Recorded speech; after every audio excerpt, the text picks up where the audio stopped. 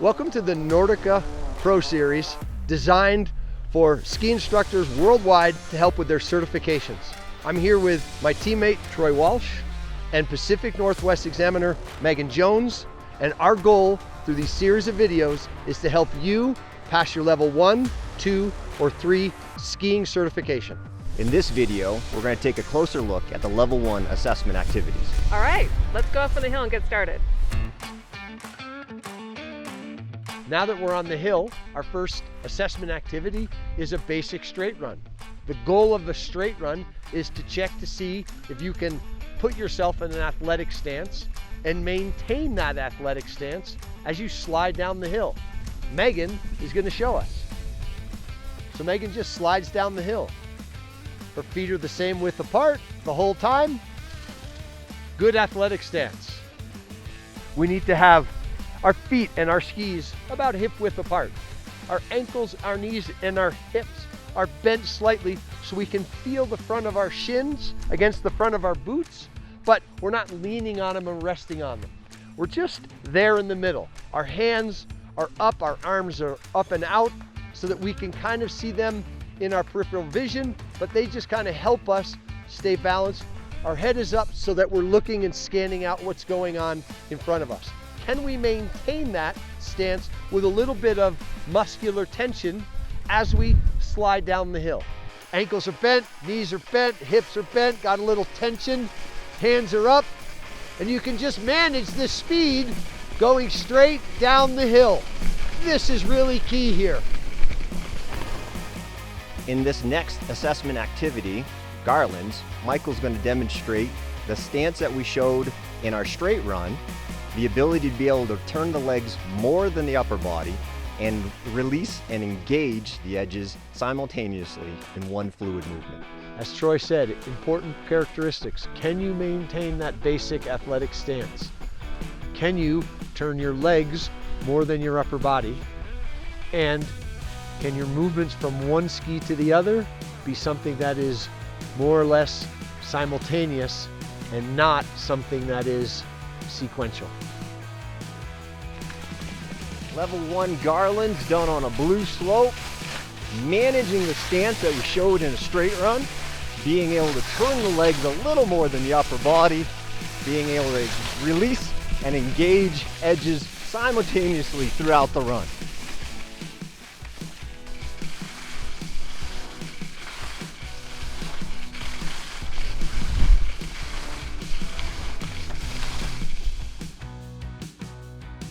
So the wedge turn is our first direction change.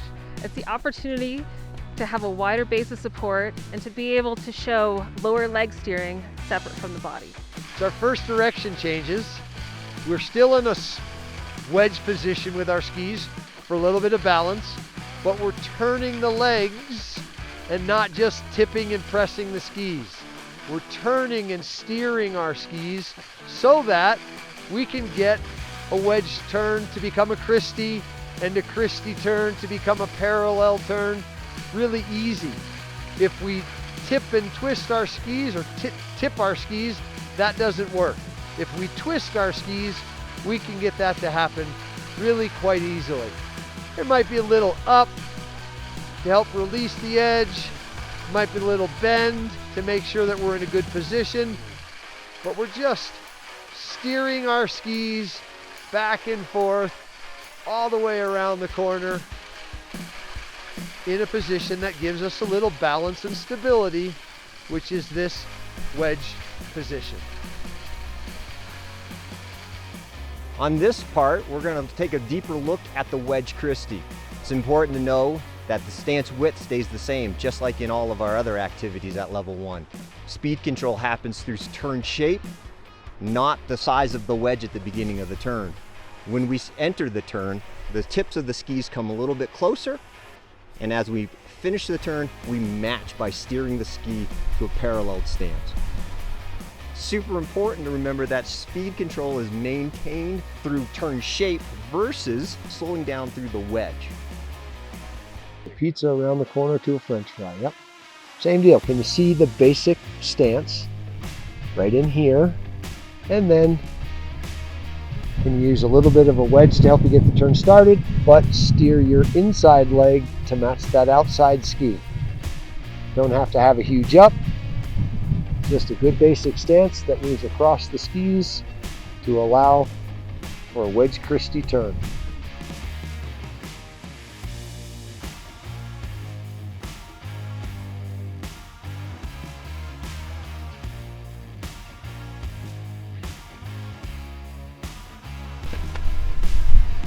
Megan adds a ski pole, but same deal, huh? Good basic stance, little bit of a wedge to get the turn started. The skis match somewhere in around the fall line. Legs turn more than the upper body. Good basic stance. You can see flexion in the ankles, knees, hips. Okay, so this is assessment activities for level 1. Clearly, the weather has changed, but that doesn't change the fact that we still have to go through these assessment activities. Now we're going to look at a one ski, an outside ski, downhill ski traverse.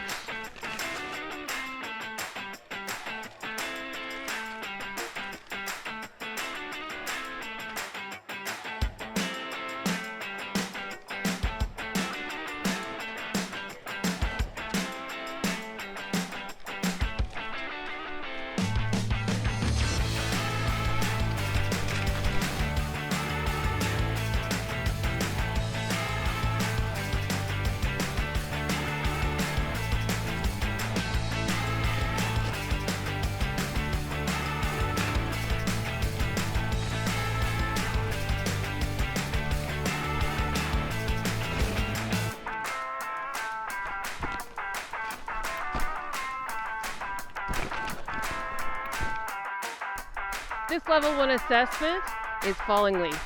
Falling leaf, we're looking for that strong basic stance, edge control, and fore and aft pressure.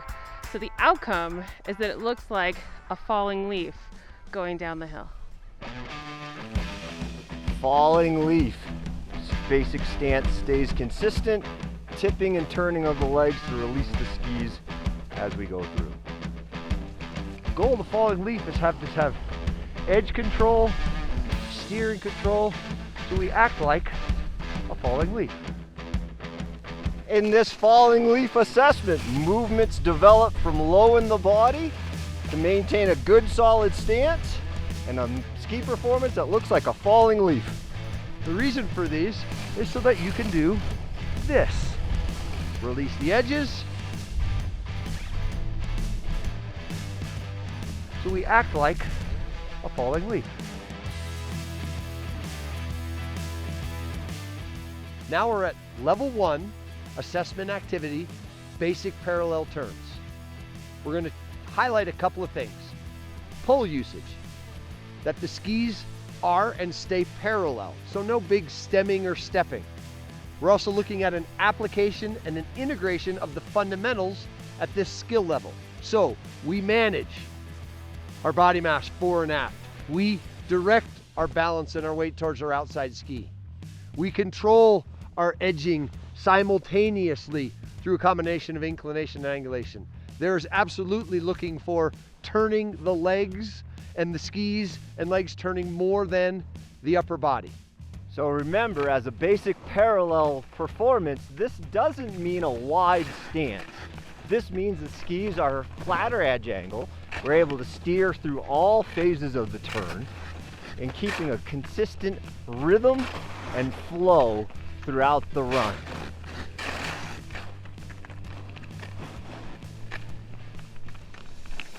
Level 1 assessment, the parallel turn, the basic parallel turn.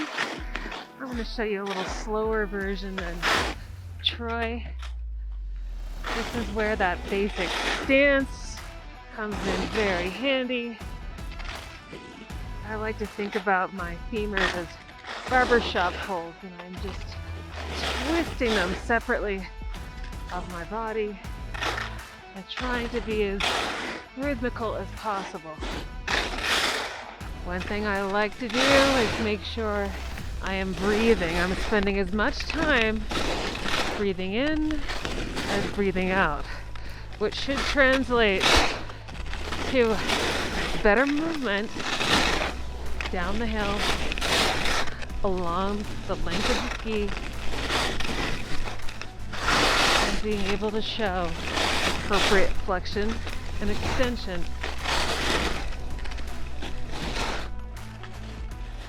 Basic parallel in a bigger radius turn is about changing the dirt. Can you slow down the steering of your skis so that you can make a rounder turn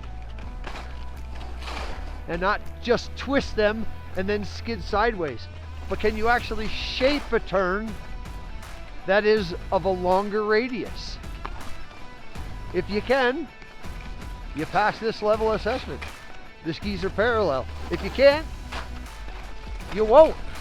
It's as simple as that. But can you slow down the twisting so that you can make a turn that's a little bit bigger in radius? These assessment activities that you're seeing in this video are what are closer to the ideal range, not the real. It's very important to remember that when we do these assessments, we're searching for a specific ski performance and body mechanic to see if that can be demonstrated. And with any assessment activity, it's perfectly normal. Everybody is going to have nerves, whether it's somebody watching you, whether it's your peers watching you. And we've all been there and we've all experienced it. So knowing that you just need to take a deep breath and use that breath to either find a rhythm or just find some peace in that space and just show us and show off what you know. You know, I think it's so hard sometimes during an assessment to understand that it's okay from time to time to be there for yourself. And yes, group dynamics is important. Yes, people skills are being assessed and looked at, and how you interact with the group and with other people. But at the same time, it's also important to know that it's okay for you to take a little bit of your time to be at your best, because you're the one that's going to pass or fail. Absolutely. And it doesn't really necessarily mean you have to be stoic. Yeah, for sure. But it just means, being able to just let everybody make their own run and you're there for your run. Yeah. Yeah. All right, so we just finished our day looking at level 1 assessment activities. We did straight run, wedge christies, garland, outside ski traverse, Falling leaf, going down the hill. and we got into some basic parallel turns. Let's look at wedge christies. A couple of takeaways. Couple of takeaways. That basic stance, that needs to be there all the time. Being able to turn my legs a little bit more than my body, if I can show that, I feel pretty comfortable with that activity. Okay. Steering the legs independently of the body. Okay. So takeaways are good balanced stance, steering the legs, and when we got into bumps and some of that off terrain, maybe being able to manage some of that ski snow contact as dictated and as needed. You can do this. Good luck.